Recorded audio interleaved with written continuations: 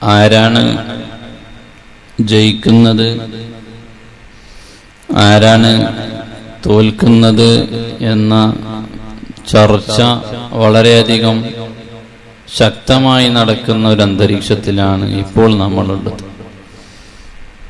ജയിക്കലിന്റെയും തോൽക്കലിന്റെയും തീരുമാനത്തിന്റെ തരംഗം നടന്നുകൊണ്ടിരിക്കുകയാണ്. ഇന്നലെ ഇലക്ഷൻ കഴിഞ്ഞു. അതുമായി ബന്ധപ്പെട്ട ചർച്ചകൾ നടത്തുന്നവരുണ്ട്. ആരാണ്, തന്റെ സ്ഥാനാർത്ഥിയാണോ എതിർ സ്ഥാനാർത്ഥിയാണോ ജയിക്കുന്നത് പരാജയപ്പെടുന്നത് എന്ന് ആലോചിക്കുന്നവരും ചിന്തിക്കുന്നവരുമുണ്ട്.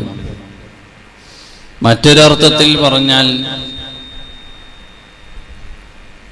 ഇറാനും ഇസ്രായേലും അമേരിക്കയും തമ്മിലുള്ള പോരാട്ടത്തിൽ താൽക്കാലികമായ വെടിനിർത്തൽ തീരുമാനിച്ചു. ഇവിടെ ആരാണ് പരാജയപ്പെട്ടത്, ആരാണ് ജയിച്ചത് എന്ന ചർച്ച നടന്നുകൊണ്ടിരിക്കുന്നു.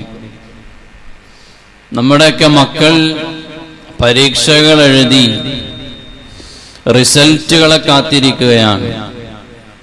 എഴുതിയ പരീക്ഷകളിൽ ജയിക്കുമോ പരാജയപ്പെടുമോ എന്ന ആലോചനയിൽ കഴിയുന്നവരുണ്ട്. ഇങ്ങനെ മൊത്തത്തിൽ ജയിക്കുമോ പരാജയപ്പെടുമോ എന്ന രീതിയിലുള്ള ഒരു തരംഗത്തിനിടയിലാണ് ഇപ്പോൾ നമ്മളുള്ളത്. യഥാർത്ഥത്തിൽ ജയപരാജയം എന്ന് പറഞ്ഞാൽ എന്താണ്? ഒരു മുഅ്മിനായ മനുഷ്യനെ സംബന്ധിച്ചിടത്തോളം പരാജയം എന്ന് പറഞ്ഞാൽ എല്ലാം ആപേക്ഷികമാണ്. പരാജയം എന്ന് പറഞ്ഞാൽ ആപേക്ഷികമാണ് എന്ന് വെച്ചാൽ തന്റെ കയ്യിലുള്ളതോ അല്ലെങ്കിൽ അവൻ ലക്ഷ്യം വെക്കുന്നത് ആയ ഒരു കാര്യം നഷ്ടപ്പെട്ടു പോവുക എന്നുള്ളതാണ് പരാജയം കൊണ്ട് ഉദ്ദേശിക്കുന്നത്. തന്റെ കയ്യിലുള്ളതോ അല്ലെങ്കിൽ ലക്ഷ്യം വെക്കുന്നതോ ആയ ഒരു കാര്യം നമ്മുടെ കയ്യിൽ നിന്ന് നഷ്ടപ്പെട്ടു പോവുക എന്നതാണ് പരാജയം കൊണ്ട് ഉദ്ദേശിക്കുന്നത്. കയ്യിലുള്ള ചെറിയ പണം നഷ്ടപ്പെട്ടു പോയാൽ ആ പണം നഷ്ടപ്പെടുന്നതിനേക്കാൾ വലിയ നഷ്ടത്തിന്റെ ഒരു നഷ്ടബോധം നമുക്കുണ്ടാകും. വലിയ പണം നമ്മുടെ കയ്യിൽ നിന്ന് നഷ്ടപ്പെട്ടു പോയാൽ ചെറിയ ഒരു സ്ഥാനം നഷ്ടപ്പെട്ടു പോകുന്നതിനേക്കാൾ വലിയ പരാജയത്തിന്റെ ബോധമുണ്ടാകും വലിയ ഒരു സ്ഥാനം നമ്മിൽ നിന്ന് നഷ്ടപ്പെട്ടു പോയാൽ. ഭരണാധികാരികളെ സംബന്ധിച്ചിടത്തോളം രാജ്യത്തിന്റെ അല്ലെങ്കിൽ അവരുടെ ഭരണ മേഖലയുടെ അതിർത്തിയിലുള്ള സൈനികരുടെയും അതുപോലെ തന്നെ മേധാവികളുടെയും വിയോഗവും നഷ്ടങ്ങളും അവർക്ക് വലിയ പരാജയത്തിന്റെ അടയാളങ്ങളായി രേഖപ്പെടുത്താനുണ്ടാകും. ഇങ്ങനെ എല്ലാത്തിനോടും നമ്മൾ ചേർത്ത് നോക്കിയാൽ ആപേക്ഷികമാണ് പരാജയം എന്ന് പറയുന്നത്, ചുരുക്കി പറഞ്ഞാൽ. എന്നാൽ ഒരു മുഅ്മിനായ മനുഷ്യനെ സംബന്ധിച്ചിടത്തോളം വിശുദ്ധ ഇസ്ലാം പറയുന്നത് എന്താണ്? വിശുദ്ധ ഖുർആനിൽ അല്ലാഹു തആല സൂറത്തുൽ മുഅ്മിനൂനയിൽ പറയുന്നുണ്ട്, വമൻ ഖഫ്ഫത് മവാസീനുഹു ഫഉലൈക അല്ലദീന ഖസിറൂ അൻഫുസഹും ഫീ ജഹന്നമ ഖാലിദൂൻ. സൂറത്തുൽ മുഅ്മിനൂനയുടെ 103-ാമത്തെ ആയത്ത്. ഓരോ വോട്ടും എണ്ണി എതിർ സ്ഥാനാർത്ഥിയേക്കാൾ ഒരു വോട്ട് മുമ്പിലായി കഴിഞ്ഞാൽ ഞാൻ പരാജയപ്പെട്ടു, എന്നേക്കാൾ ഒരു വോട്ട് മുമ്പിലായാൽ ഞാൻ പരാജയപ്പെട്ടു എന്ന് നമ്മൾ പറയുന്നു എന്നതുപോലെയുള്ള ഒരു പ്രയോഗമാണ് ഖുർആൻ നടത്തിയത്. വമൻ ഖഫ്ഫത് മവാസീനു, നമ്മുടെ നന്മകളും തിന്മകളും അല്ലാഹുവിന്റെ മുമ്പിൽ നാളെ കൃത്യമായി അടയാളപ്പെടുത്തുന്നുണ്ട്. അതിനെ അല്ലാഹു തആല നന്മയെയും തിന്മയെയും വേർതിരിച്ച് അളന്ന് തിട്ടപ്പെടുത്തുന്നുണ്ട്. വമൻ ഖഫ്ഫത് മവാസീനുഹു ഫൗലൈക അല്ലദീന ഖസിറൂ അൻഫുസഹും ഫീ ജഹന്നമ ഖാലിദൂൻ. ആ എണ്ണി തിട്ടപ്പെടുത്തുന്നതിൽ ഒരു തിന്മയാണ് നന്മയേക്കാൾ കൂടുതലായി എന്നുണ്ടെങ്കിൽ വമൻ ഖഫ്ഫത് മവാസീനുഹു فأولئك الذين خسروا أنفسهم في جهنم خالدون. അവരെന്നേക്കുമായി പരാജിതരാണ്. ഒരു തിന്മ അവരെ നന്മയേക്കാൾ ഒരു തിന്മയാണ് കൂടുതലായി പോയത് എങ്കിൽ നന്മ തിന്മയെ കൃത്യമായി അല്ലാഹു തആല അടയാളപ്പെടുത്തുമ്പോൾ ഒരു തിന്മയാണ് നന്മയേക്കാൾ കൂടുതലായി നിന്നത് എങ്കിൽ അവന് നരകത്തിലേക്കുള്ളവനാണെന്ന് വിശുദ്ധ ഖുർആൻ പറയുന്നു. അപ്പോൾ ഒരു മുഅ്മിനായ മനുഷ്യനെ സംബന്ധിച്ചിടത്തോളം അവന്റെ ആത്യന്തികമായ ലക്ഷ്യം എന്നുള്ളത് ആഖിറത്തിലെ വിജയമാണ്. ആ വിജയത്തിന് വേണ്ടിയാണല്ലോ ഒന്നാമതായി നമ്മൾ പ്രവർത്തിക്കേണ്ടത്. ആ പ്രവർത്തനത്തിൽ തന്നെ നന്മയേക്കാൾ ഒരടി മുമ്പിലായി പോയാൽ, തിന്മ മുമ്പിലായി പോയാൽ അല്ലാഹു തആല പരാജിതരുടെ കൂട്ടത്തിലാണ് ഉൾപ്പെടുത്തിയിരിക്കുന്നത്. ഇനി നോക്കൂ, നിങ്ങൾ ഒന്നുകൂടെ പറയാം. സൂറത്തുൽ ഹജ്ജിന്റെ 11-ാമത്തെ ആയത്തിൽ അല്ലാഹു പറയാണ്, وَمِنَ النَّاسِ مَن يَعْبُدُ اللَّهَ عَلَى حَرْفٍ فَإِنْ أَصَابَهُ خَيْرٌ اطْمَأَنَّ بِهِ. ഒരാൾ, ചില ആളുകൾ ഉണ്ടാകും, ഇസ്ലാമിൽ നേരിന്റെ വഴിയിലാണോ അതിന്റെ തലപ്പത്ത് ഇങ്ങനെ നിൽക്കും. തലപ്പത്ത് നിൽക്കും. എപ്പോ വന്നാലും എങ്ങോട്ടും കാല് മാറാൻ പറ്റുന്ന രീതിയിൽ അവർ നിൽക്കുള്ളൂ, എവിടെയും ഉറച്ചു നിൽക്കൂല. അങ്ങനെയുള്ള വിഭാഗക്കാരെ കുറിച്ച് ഖുർആൻ പറയാണ്, وَمِنَ النَّاسِ مَن يَعْبُدُ اللَّهَ عَلَى حَرْفٍ فَإِنْ أَصَابَهُ خَيْرٌ اطْمَأَنَّ بِهِ وَإِنْ أَصَابَتْهُ فِتْنَةٌ انقلب على وجهه خسر الدنيا والآخرة ذلك هو الخسران المبين. ചില ആളുകളെ നിങ്ങൾ കണ്ടിട്ടില്ലേ? وَمِنَ النَّاسِ مَن يَعْبُدُ اللَّهَ عَلَى حَرْفٍ. അവരെ നോക്കിയാൽ ഇസ്ലാമിന്റെ ആളുകളാണ്. ഈ ആയത്ത് ഇറങ്ങാനുള്ള കാരണം മഹാന്മാര് വിശദീകരിക്കുന്നുണ്ട്. ഇമാം തൊബരി ഉദ്ധരിക്കുന്നത് കാണാം. ഈ ആയത്ത് ഇറങ്ങാനുള്ള പശ്ചാത്തലം എന്താണ് അല്ലാഹു പറഞ്ഞ ഈ ആയത്തിന്റെ അർത്ഥം ചുരുക്കി പറഞ്ഞാൽ, അവർ ഇസ്ലാമിന്റെ ആളുകളായി ഇങ്ങനെ നിലനിൽക്കും. അവർക്ക് ഇസ്ലാമിൽ നല്ല സുഖങ്ങളും സൗകര്യങ്ങളും വന്നു കഴിഞ്ഞാൽ അപ്പോൾ അവർ ഇസ്ലാമിന്റെ ആളുകളാണ്. എന്നാൽ അവർക്ക് വല്ല പ്രയാസങ്ങളും ഇസ്ലാമിന്റെ പേരിൽ വന്നാലോ അവരതാ ഇസ്ലാമിന്റെ മുഖത്തിൽ നിന്ന് അവർ പുറംതിരിഞ്ഞു പോവുകയാണ്. അങ്ങനെയുള്ള ആളുകൾ ഖസിറദ് ദുനിയാ വൽ ആഖിറ, ദുനിയാവിലും ആഖിറത്തിലും അവർ പരാജയപ്പെട്ടു പോയി. വഹുവൽ ഖുസ്റാനുൽ മുബീൻ. അവരെന്നേക്കുമുള്ള അധപ്പതിച്ചു പോയ പരാജിതരുടെ തോറ്റ് തുന്നം പാടിയവരുടെ കൂട്ടത്തിലാണ്. ഈ ആയത്തിറങ്ങാനുള്ള കാരണം എന്താണ്? ഇമാം തൊബരി ഉദ്ധരിക്കുന്നു, അന്ന അഅറാബിയൻ കാനൂ യഖ്ദിമൂന അലാ റസൂലില്ലാഹി സ്വല്ലല്ലാഹു അലൈഹി വസല്ലം. നബി സല്ലല്ലാഹു അലൈഹി വസല്ലം തങ്ങളുടെ അടുക്കലേക്ക് അതാ കുറെ സ്വഹാബത്ത് അഅറാബികളിൽ നിന്ന് വരികയാണ്. ഗ്രാമപ്രദേശങ്ങളിൽ നിന്ന് ചില ആളുകൾ നബി തങ്ങളുടെ അടുക്കലേക്ക് വരും ഇസ്ലാമിന്റെ ആളുകളായിട്ട്. എന്നിട്ടോ ഫൈനാലോ റഖാഅ മിൻ ഐശി ബഅദൽ ഹിജ്റതി വദഖൂലു ഫിൽ ഇസ്ലാം. അവരാണെങ്കിലോ ഇസ്ലാം സ്വീകരിച്ചു, ഹിജ്റ വന്നു. അവര് മദീനയിൽ മുസ്ലിമീങ്ങൾക്ക് നല്ല സൗകര്യങ്ങളൊക്കെ കണ്ടു കഴിഞ്ഞാൽ, അവർക്ക് നല്ല ജീവിതത്തിൽ നല്ല നല്ല ഭാഗങ്ങളെ കണ്ടു കഴിഞ്ഞാൽ അവർ ഇസ്ലാമിന്റെ ആളുകളാണ്. വഖാമു അലൽ ഇസ്ലാം. അങ്ങനെയായാൽ അവർ ഇസ്ലാമിൽ ഉറച്ചു നിൽക്കുന്നവരാണ്. അല്ലെങ്കിലോ അവർക്ക് വല്ല പ്രയാസങ്ങളും വന്നു കഴിഞ്ഞാൽ അവര് തിരിഞ്ഞ് ഇസ്ലാമിന്റെ ആളുകളെല്ലാവരും കാലുമാറിപ്പോകുന്നവരാണ്. അങ്ങനെയുള്ള ചില ആളുകളെ കണ്ടപ്പോഴാണ് ഖുർആൻ പറഞ്ഞത്. സൂറത്തുൽ ഹജ്ജിൽ അല്ലാഹു പറയുകയാണ്, വമിനൻ നാസി മൻ യഅബ്ദുല്ലാഹ അലാ ഹറഫിൻ, ചില ആളുകളുണ്ട് അവർ നന്മയുടെ ആളുകളായി നിൽക്കുന്നവരുണ്ട്, അവരവരുടെ കാര്യലാഭത്തിന് വേണ്ടി നിൽക്കുന്നവരാണ്. ഞാൻ മുസ്ലിമായി നിന്ന് കഴിഞ്ഞാൽ എന്റെ സൗകര്യങ്ങളെയാണ് ഞാൻ നോക്കുന്നത്, ഇന്ന പാർട്ടിയുടെ ആളായി നിന്നാൽ എന്റെ സൗകര്യങ്ങളെയാണ് ഞാൻ നോക്കുന്നത്. ഞാൻ ഉദ്ദേശിച്ച സ്ഥാനം കിട്ടിയില്ല എങ്കിൽ, ഞാൻ ഉദ്ദേശിച്ച നേട്ടം കിട്ടിയിട്ടില്ല എങ്കിൽ കാല് മാറി പോകുന്നവരില്ലേ? ഏത് മേഖലയിലേക്കും നിങ്ങൾക്കതിനെ വായിക്കാനാകും.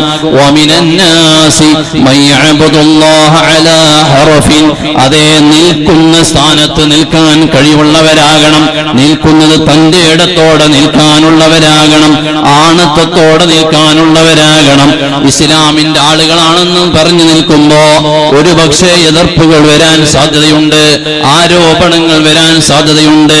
ഞാൻ ഉദ്ദേശിച്ച വഴിയിലൂടെ എനിക്ക് സുഖ സൗകര്യങ്ങളിലെല്ലാം വീഴ്ചകൾ വരാൻ സാധ്യതയുണ്ട്. അവിടെയെല്ലാം പിടിച്ചു നിൽക്കുന്നവനാണ് മുസ്ലിം എന്ന് പറയുന്നത്. അല്ലാഹു പറയുകയാണ്, സൗകര്യങ്ങൾക്ക് വേണ്ടി മാറി മാറി പോകുന്നവരില്ലേ, അവർക്ക് സുഖം വരുമ്പോൾ ഇസ്ലാമിന്റെ ആളുകളാകുന്നവരില്ലേ? എന്നാൽ ആ സുഖം നഷ്ടപ്പെട്ട് പ്രയാസങ്ങൾ വരുമ്പോൾ ഇസ്ലാമിൽ നിന്ന് മുഖം തിരിച്ചു കളയുന്നവരില്ലേ? ഖസിറദ് ദുനിയാ വൽ ആഖിറ, അവർ ദുനിയാവിലും ആഖിറത്തിലും പരാജിതരാണെന്ന് വിശുദ്ധ ഖുർആൻ. ദുനിയാവിലും ആഖിറത്തിലും അവർക്ക് പരാജയമാണ്. ഏതൊരു സംഗതിയിലും ഉറച്ച തീരുമാനത്തിൽ നിൽക്കാനാകണം. എന്നെ സ്ഥാനാർത്ഥിയാക്കിയില്ല എന്ന് വിചാരിച്ച് അപ്പച്ചാടി ആ പാർട്ടിയിൽ നിന്ന് അപ്പുറത്തെ പാർട്ടിക്ക്, അവിടെ ചെന്നപ്പോ ഒരു സ്ഥാനം കൊടുത്തില്ല, അവിടെ ഒന്നും ആക്കിയില്ല, എന്നാ പിന്നെ അവിടുന്ന് അപ്പുറത്തേക്ക്. ഇങ്ങനെ ഒന്നിലും ഒരു നിലപാടില്ലാതെ ചാടിക്കളിക്കുന്ന ആളുകൾ എല്ലായിടത്തും പരാജയത്തിന്റെ ആളുകളായിരിക്കും. വിശുദ്ധ ഖുർആൻ ഇസ്ലാമിലേക്ക് വന്ന ആളുകളുടെ ഈ ചാഞ്ചല്യത്തെ കുറിച്ച് കണ്ടപ്പോൾ ഉടനെ അല്ലാഹു തആല സൂറത്തുൽ ഹജ്ജിന്റെ 11-ാമത്തെ ആയത്തിൽ അല്ലാഹു പറയുകയാണ്, നിങ്ങൾ അങ്ങനെ കോഴി അയലുമ്മക്കേരെ കളി കളിക്കരുത്, ഉറച്ച നിലപാടെടുത്ത് തീരുമാനമെടുക്കണം. ആദർശത്തിൽ ഒന്നാമതായി തീരുമാനം വേണം. നിങ്ങളുടെ ജയപരാജയങ്ങളെ തീരുമാനിക്കുന്നത് നിങ്ങളുടെ ഈമാനികമായ സഞ്ചാരങ്ങളെ വായിച്ചുകൊണ്ടാണ്. കേവലം ആൾക്കൂട്ടത്തെയോ ആളുകളുടെ ജനങ്ങളുടെ ഇടയിലുള്ള സ്വാധീനത്തെയോ അല്ലെങ്കിൽ സമ്പാദ്യത്തെയോ സ്ഥാനമാനങ്ങളെയോ ഒന്നും വിലയിരുത്തിയിട്ടല്ല നിങ്ങളുടെ ജയപരാജയം തീരുമാനിക്കുന്നത്. അല്ലാഹുവിലുള്ള വിശ്വാസം അചഞ്ചലമായ ഈമാനുണ്ടോ, അവിടെയാണ് നിങ്ങളുടെ ജയപരാജയങ്ങളെ തീരുമാനിക്കുന്നതെന്ന് വിശുദ്ധ ഖുർആൻ നമ്മോട് വിളിച്ചു പറയുകയാണ്. ഈമാനുണ്ടോ അവന് ജയമുണ്ട്, ഈമാനുള്ളവനാണ് വിജയമുള്ളത്, അല്ലാത്തവന് പരാജയമാണ് എന്ന് ഖുർആൻ അടിക്കടി വ്യത്യസ്തങ്ങളായ ആയത്തുകളിൽ അല്ലാഹു പറയുന്നുണ്ട്. സൂറത്തുൽ മാഇദയുടെ 5-ാം ആയത്തിൽ അല്ലാഹു പറയുന്നുണ്ട്, വമൻ യക്ഫുറു ബിൽ ഈമാനി ഫഖദ് ഹബിത അമലുഹു. ഒരാൾ ഈമാനിൽ നിന്ന് വ്യതിചലിച്ചു പോയി കഴിഞ്ഞാൽ, പിന്തിരിഞ്ഞു പോയി കഴിഞ്ഞാൽ ഫഖദ് ഹബിത അമലുഹു, അവന്റെ അമലുകളെല്ലാം നഷ്ടപ്പെട്ടു പോയി, പൊളിഞ്ഞുപോയി എന്ന് വിശുദ്ധ ഖുർആൻ. ഇവിടെയെല്ലാം ഈമാനിനാണ് ഒന്നാമതായി സ്ഥാനം. ഈമാനികമായ വിചാരമുണ്ടാകണം. അവിടെയാണ് നമ്മുടെ ജയപരാജയങ്ങളെ വിലയിരുത്തുന്നത്. വിശുദ്ധ ഖുർആനിന്റെ സൂറത്ത് സുമറിൽ 15-ാമത്തെ ആയത്തിലും ഇതേ ആശയം അല്ലാഹു പറയുന്നുണ്ട്. പരാജിതരായ ആളുകളെ കുറിച്ച് അല്ലാഹു തആല പറയുന്നുണ്ട്. അതുകൊണ്ട് ഒന്നാമതായി മുസ്ലിം എന്ന നിലയ്ക്ക് നമ്മുടെ ജയപരാജയങ്ങളെ തീരുമാനിക്കുന്നത് അല്ലാഹുവിലുള്ള അചഞ്ചലമായ വിശ്വാസപ്രകാരം. വിശുദ്ധ ഖുർആനിനെയും തിരുസുന്നത്തുകളെയും വള്ളിപുള്ളി വ്യത്യാസമില്ലാതെ അത് പഠിക്കുകയും അംഗീകരിക്കുകയും ജീവിതത്തിൽ പകർത്തുകയും ചെയ്യുമ്പോഴാണ് ഒരു വിശ്വാസി യഥാർത്ഥ വിജയിയാകുന്നത്. അവിടെ പരാജയം വന്നാൽ എന്നേക്കുമുള്ള പരാജയമായിരിക്കും അത്. ഇവിടത്തെ ജയപരാജയങ്ങളെല്ലാം താൽക്കാലികം മാത്രമാണ്. ഇവിടത്തെ ജയപരാജയങ്ങളെല്ലാം താൽക്കാലികമാണ്. എന്നാൽ എന്നേക്കുമായുള്ള വിജയം അല്ലാഹുവിന്റെ മുമ്പിലുള്ള വിജയമാണ് ഒരു മുസ്ലിമിനെ സംബന്ധിച്ചിടത്തോളം. നോക്കൂ നിങ്ങൾ, മറ്റൊരു വിലയിരുത്തലാണ് രാജ്യങ്ങൾ തമ്മിലുള്ള പോരാട്ടത്തിന്റെ താൽക്കാലികമായ വെടിനിർത്തൽ നടത്തിയപ്പോൾ ഇവിടെ ആര് ജയിച്ചു എന്നുള്ളത് നമ്മുടെ നാടുകളിൽ ചർച്ചയുണ്ട്. ഇറാൻ ജയിച്ചിട്ടുണ്ടോ അതോ ഇസ്രായേലിന്റെ വെടിനിർത്തൽ നടത്തിയപ്പോൾ അവർ ജയിച്ചിട്ടുണ്ടോ എന്ന ചർച്ച നടന്നുകൊണ്ടിരിക്കുകയാണ്. ഇറാനിന് നഷ്ടങ്ങൾ സംഭവിച്ചിട്ടുണ്ട്. ഇറാനിന് ഒരുപാട് നഷ്ടങ്ങൾ സംഭവിച്ചിട്ടുണ്ട്. ഇറാനിന്റെ ആരോഗ്യ മന്ത്രാലയത്തിന്റെ മാർച്ച് 1 വരെയുള്ള റിപ്പോർട്ട് അനുസരിച്ച് ഇറാനിൽ 2000-ലധികം പേരും കൊല്ലപ്പെട്ടു. 1500-ലധികം ആളുകൾ ലബനാനിൽ കൊല്ലപ്പെട്ടു. 100-ലധികം ആളുകൾ ഇറാഖിലും കൊല്ലപ്പെട്ടു. ഇങ്ങനെ ആളുകൾ മരിച്ചു വീണ കണക്കുകളെ പുറത്തുവിട്ടത് നോക്കുമ്പോൾ ഇറാനിന് പരാജയമുണ്ട്. മാത്രമല്ല, നമ്മൾ ഒന്നും കൂടെ വായിച്ചാൽ കെട്ടിടങ്ങൾ തകർന്നു വീണിട്ടുണ്ട്, ആത്മീയ സൈനിക നേതാക്കളുടെ മരണമുണ്ടായിട്ടുണ്ട്, കൂടാതെ സൈനിക താവളങ്ങളെ തകർത്ത് കളഞ്ഞിട്ടുണ്ട്. ഇങ്ങനെ നോക്കുമ്പോൾ നമ്മുടെ കാഴ്ചപ്പാടിൽ നോക്കിയാൽ ചിലപ്പോൾ ഇറാനിൽ തകർച്ചകൾ സംഭവിച്ചിട്ടുണ്ട്, പരാജയം എന്ന് പറയാതെ വയ്യ. എന്നാൽ ഇവിടെ ആപേക്ഷികമായി അതല്ല നോക്കുന്നത്. രണ്ട് രാജ്യങ്ങളുടെയും പോരാട്ടം എങ്ങനെയായിരുന്നു എന്ന് ആലോചിച്ചാൽ അമേരിക്ക മുമ്പോട്ട് വെച്ച 2 ന്യായങ്ങൾ ഉണ്ടായിരുന്നു. ആ ന്യായങ്ങളെയും ഡിമാൻഡുകളെയും വെച്ച് നോക്കിയാൽ ഇവിടെ ഇറാനാണ് ജയിച്ചു നിൽക്കുന്നത് ഇപ്പോൾ. എന്താണ് കാരണം? അമേരിക്ക 2 ന്യായങ്ങളെയാണ് മുമ്പോട്ട് വെച്ചത്. ഒന്ന്, ഇറാനിന്റെ സൈനിക ശേഷിയെ നശിപ്പിച്ചു കളയുക. ഇറാനിന്റെ സൈനിക ശേഷിയെ നശിപ്പിച്ചു കളയുക എന്നായിരുന്നു അമേരിക്ക മുമ്പോട്ട് വെച്ച ഒരു കാര്യം. അഥവാ ന്യൂക്ലിയർ ശേഷിയും അതുപോലെ തന്നെ ഇറാനിന്റെ ബാലിസ്റ്റിക് മിസൈലുകളുടെ ശേഷിയുമെല്ലാം നശിപ്പിച്ചു കളയുക. ബാലിസ്റ്റിക് മിസൈലുകൾ 2000 കിലോമീറ്റർ അപ്പുറം പോയി ഇസ്രായേലിൽ ചെന്ന് തകർക്കാനാകുന്നുണ്ടെങ്കിൽ അതിന്റെ ശേഷികളെ നശിപ്പിക്കുക എന്നായിരുന്നു ആദ്യമായി അമേരിക്ക മുമ്പോട്ട് വെച്ച ഒന്ന്. അത് ഇതുവരെ നടന്നിട്ടില്ല. ആ വിഷയത്തിൽ അമേരിക്ക ഇപ്പോഴും പരാജയത്തിലാണ്. അത് അമേരിക്ക ഒരാഴ്ച കൊണ്ട് തകർക്കുമെന്നായിരുന്നു വീമ്പിളക്കിയത്. 1 മാസം പിന്നിട്ടിട്ടും ഒന്നും ചെയ്യാനായിട്ടില്ല. ആ വിഷയത്തിൽ ഈ 2 രാജ്യങ്ങൾക്കും ഇടയിൽ നമ്മൾ വായിച്ചാൽ പരാജയം തന്നെയാണ്. രണ്ടാമത്, റജീം ചേഞ്ച് ആണ് അവർ ആഗ്രഹിച്ചതും അമേരിക്ക ആഗ്രഹിച്ചത്. അഥവാ റജീം ചേഞ്ച് എന്ന് പറഞ്ഞാൽ ഇറാഖിലെ ഭരണമാറ്റം. അതിനും അമേരിക്കയെ കൊണ്ട് സാധിച്ചിട്ടില്ല, നേടാനായിട്ടില്ല. യുദ്ധം തുടങ്ങിയിട്ട് ഇന്നോളം അതൊന്നും നടന്നിട്ടില്ല. ആളുകളുടെ മരണം അത് ഇരുവശത്തും നടന്നിട്ടുണ്ടാകാം. പക്ഷേ അതല്ല ഇവിടത്തെ ആപേക്ഷികമായി ചിന്തിക്കുന്ന ഇവിടത്തെ ജയപരാജയത്തിന്റെ കാരണങ്ങൾ അതല്ല എന്നുള്ളത് കൊണ്ട് നോക്കൂ നിങ്ങൾ, ഇങ്ങനെ ആപേക്ഷികമായിട്ടാണ് നമ്മുടെ എല്ലാവരുടെയും ജയപരാജയങ്ങളെ നമുക്ക് ഉൾക്കൊള്ളാനാകുന്നത്. ഒരിക്കലും ഇറാൻ എന്ന് പറയുന്ന വലിയ ഒരു രാജ്യം എത്ര കാലത്തോളം അമേരിക്കയോട് ഇസ്രായേലിനോട് പിടിച്ചു നിൽക്കുമെന്നൊന്നും നമുക്ക് പറയാൻ പറ്റില്ല. ഇറാൻ കാലാകാലം ജയിച്ചു നിൽക്കുമോ അല്ല ഇനി അമേരിക്ക തകർത്ത് എറിയുമോ എന്നൊന്നും നമുക്ക് പറയാനാകില്ല. ഒരുപക്ഷെ ഇറാൻ കാലങ്ങൾക്ക് ശേഷം തകർന്നേക്കാം. ഇപ്പോൾ ആപേക്ഷികമായി നിയമപരമായി നോക്കുമ്പോൾ ഇറാനിനെ അമേരിക്ക മുന്നോട്ട് വെച്ച കാര്യങ്ങളെ അതിനെ ചെറുത്തു നിൽക്കാനായിട്ടുണ്ട്. മാത്രമല്ല, ഇറാൻ പറഞ്ഞ പടിയിൽ നിന്ന് ഒരു പിടി പോലും മാറിയിട്ടില്ല. നോക്കൂ നിങ്ങൾ, അമേരിക്കൻ താവളങ്ങളെ ഇറാൻ അടിച്ചമർത്തിയിട്ടുണ്ട്. താഡ എന്ന് പറയുന്ന റഡാറിനെ, അമേരിക്കൻ റഡാറുകളെ ഇറാൻ തകർത്ത് കളഞ്ഞിട്ടുണ്ട്. അമേരിക്കയുടെ വിമാനവാഹിനിയായ കപ്പലിന്റെ ഒരു ഭാഗം പരിക്കേൽപ്പിച്ചിട്ടുണ്ട്. ഗസയിലെ കുട്ടികളുടെ കരച്ചിൽ ബൈനോക്കുലറിൽ വെച്ചുകൊണ്ട് കണ്ട് ചിരിച്ചിരുന്ന ഇസ്രായേലിൻ ജനതയെ പേടിച്ച് ബങ്കറുകളിലേക്ക് പായിപ്പിച്ചിട്ടുണ്ട്. ഇതെല്ലാം ഇറാന് ചെയ്യാൻ പറ്റിയിട്ടുണ്ട്. ഹോർമോസ് കടലിടുക്കിന് നിയന്ത്രണത്തിലൂടെ സാമ്പത്തിക നേട്ടം ഇറാൻ എന്ന രാജ്യത്തിന് ഉണ്ടാക്കാനായിട്ടുണ്ട്. ഫ്രീ ആയിട്ട് ഓടിയിരുന്ന സ്ഥലം, അവിടെ നിന്ന് അവർക്ക് വരുമാനങ്ങൾ ഉണ്ടാക്കാനും കഴിഞ്ഞിട്ടുണ്ട്. ഇങ്ങനെ നോക്കിയാൽ ഒരർത്ഥത്തിൽ ഇവിടെ ജയമുണ്ടായിട്ടുണ്ട്. ഞാൻ അമേരിക്കയുടെയോ ഇറാനിന്റെയോ പരാജയം പറയാനല്ല ഈ സമയം ഉപയോഗപ്പെടുത്തുന്നത്.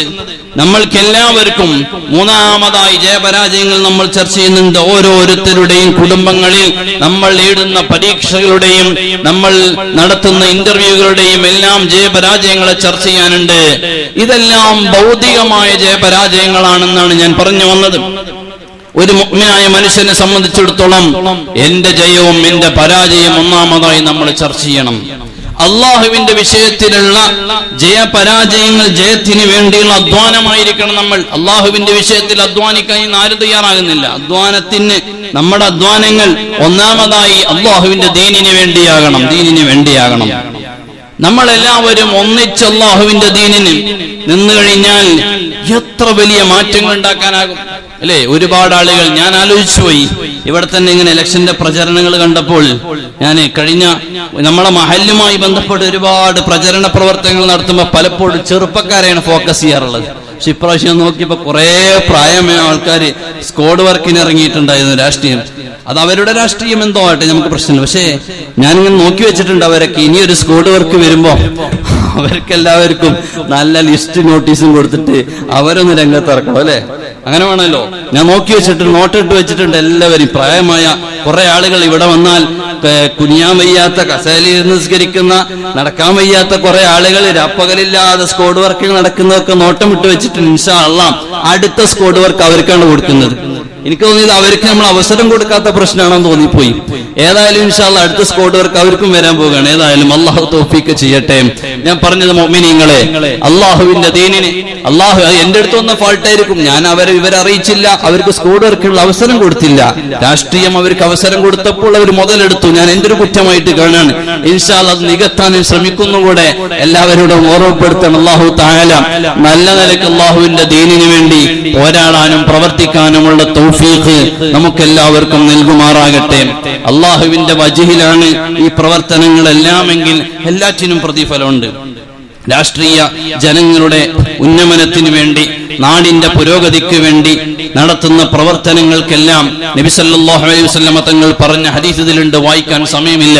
മുത്തുനബി സല്ലല്ലാഹു അലൈഹി വസല്ലം തങ്ങൾ പറയും, എന്റെ ഈ പള്ളിയിൽ, മദീനത്തെ പള്ളിയിൽ എന്ന് പറയാം, എന്റെ ഈ പള്ളിയിൽ ഇഅ്തികാഫിൽ ഇരിക്കുന്നതിനേക്കാൾ പ്രതിഫലം നിങ്ങൾക്കുണ്ട്. മറ്റൊരു നിങ്ങളുടെ മുസ്ലിം സഹോദരന്റെ, മറ്റു സഹോദരന്റെ വേദന അറിയാൻ, അവന്റെ കടം തീർക്കാൻ, അവന്റെ ബുദ്ധിമുട്ടുകൾ ഇല്ലാതെയാക്കാൻ നിങ്ങൾ ഓടി നടന്ന പ്രവർത്തനങ്ങൾ നടത്തുന്നതിന് എന്റെ ഈ പള്ളിയിൽ ഇഅ്തികാഫ് ഇരിക്കുന്നതിനേക്കാൾ പ്രതിഫലമുണ്ടെന്ന് മുഹമ്മദുർ റസൂലുള്ളാഹി സ്വല്ലല്ലാഹു അലൈഹി വസല്ലം. അത് ഇന്ന പാർട്ടിയിലായിക്കോളണമെന്നില്ല, നിങ്ങൾക്ക് ഇഷ്ടമുള്ള പാർട്ടിയിൽ പ്രവർത്തിക്കാം. നിങ്ങൾ ഇഖ്ലാസാണ് നോക്കുന്നത്. ഇഖ്ലാസോടെ രാഷ്ട്രീയ പാർട്ടി ഉണ്ടായാലും ഇല്ലെങ്കിലും ജനങ്ങൾക്ക് വേണ്ടി പ്രവർത്തിച്ചാൽ ഒക്കെ പുണ്യമുള്ളത്. ആ അർത്ഥത്തിൽ നിങ്ങൾ ഏത് പാർട്ടിയിലാണ് പ്രവർത്തിച്ചതെങ്കിലും ഒക്കെ അതിന് പ്രതിഫലം ഉണ്ടാകും. നമ്മുടെ നിയത്ത് നന്നാക്കിയാൽ അതിന് പ്രതിഫലം ഉണ്ടെന്ന് തീർച്ചയാണ്. ജനങ്ങളുടെ നന്മക്ക് വേണ്ടി, ഒരു പാവപ്പെട്ടവന്റെ കണ്ണീരൊപ്പാൻ വേണ്ടി, ഒരുത്തന്റെ പ്രയാസം മാറ്റി കൊടുക്കാൻ വേണ്ടി, ഒരു രോഗിക്ക് ആശ്വാസം നൽകാൻ വേണ്ടി എന്തെല്ലാം നന്മ എന്ന ഏടിൽ എഴുതാൻ പറ്റിയ പ്രവർത്തനങ്ങൾ എന്തൊക്കെ നിങ്ങൾ ചെയ്യുമോ അതിനെല്ലാം പ്രതിഫലമുണ്ട് എന്ന് ഹബീബായ മുത്ത് റസൂലുള്ളാഹി സ്വല്ലല്ലാഹു അലൈഹി വസല്ലം തങ്ങൾ പഠിപ്പിച്ചിട്ടുണ്ട്. പക്ഷേ ജയവും പരാജയവും ഒക്കെ ഉണ്ടാവും. ഒരാൾ തോറ്റു നേരിട്ട് അയാളെ പ്രവർത്തനം നിർത്തരുത്. ഒരാൾ തോറ്റാൽ അയാൾക്ക് കിട്ടിയ വലിയ അവസരമുണ്ട്. ഈ മേഖലകളിൽ കേരളത്തിൽ ഓരോ മണ്ഡലങ്ങളിൽ 850-ലേറെ വരുന്ന സ്ഥാനാർത്ഥികൾ മത്സരിച്ചു. 140 പേരെ ജയിച്ചു വരികയുള്ളൂ. ബാക്കിയുള്ള എല്ലാവരും പരാജയപ്പെട്ടു എന്ന് പറഞ്ഞൂടാ. അവർക്ക് എല്ലാവർക്കും കിട്ടിയൊരു അവസരമുണ്ട്. പോസ്റ്ററുകളും അതുപോലെ തന്നെ ഫ്ലക്സുകളും അതുപോലെ ലഘുലേഖകളും എല്ലാം അടിച്ച് എല്ലാ മെമ്പർമാരുടെ മുമ്പിലും പരിചയമുള്ളൊരു മുഖമായി മാറാനായിട്ട്, പരാജയപ്പെട്ടവനാണെങ്കിലും ജയിച്ചവനാണെങ്കിലും എല്ലാവരുടെ മുമ്പിലും പരിചയമുള്ള ഒരു മുഖമാക്കി മാറ്റാനായിട്ടുണ്ട്. അതുകൊണ്ടൊരു സ്ഥാനാർത്ഥി തോറ്റാലും അദ്ദേഹം ചെയ്യേണ്ടതെന്നറിയോ? ജയത്തിന് വേണ്ടി മാത്രമല്ല അദ്ദേഹം മത്സരിച്ചത്, ജനസേവനത്തിനാണെങ്കിൽ തോറ്റാലും ജനങ്ങൾക്ക് വേണ്ടി പ്രവർത്തിക്കുക. ഒരു അഡ്രസ് ഉണ്ടാക്കി എടുത്തിട്ടുണ്ട്. ആ അഡ്രസ്സുമായി 5 വർഷം പ്രവർത്തിച്ചാൽ അടുത്ത 5 വർഷത്തിലേക്ക് അദ്ദേഹം ഒരു സ്ഥാനത്തേക്ക് എത്തിച്ചേരാൻ പറ്റും. അതുകൊണ്ട് തോറ്റാലും ഒരിക്കലും തളരാൻ പാടില്ല. ജയിച്ചാലും ജയത്തിന്റെ മേൽക്കോയിന്മേൽ നിൽക്കാതെ ജനങ്ങളിലേക്ക് ഇറങ്ങി പ്രവർത്തിക്കുകയുമാണ് ചെയ്യേണ്ടത്. അല്ലാഹു തആല നല്ല നിലക്ക് നമുക്കെല്ലാവർക്കും വജ്ഹില്ലയായി പ്രവർത്തിക്കാൻ, അല്ലാഹുവിന്റെ മാർഗത്തിൽ പ്രവർത്തിക്കാനുള്ള തൗഫീഖ് അല്ലാഹു നൽകുമാറാകട്ടെ.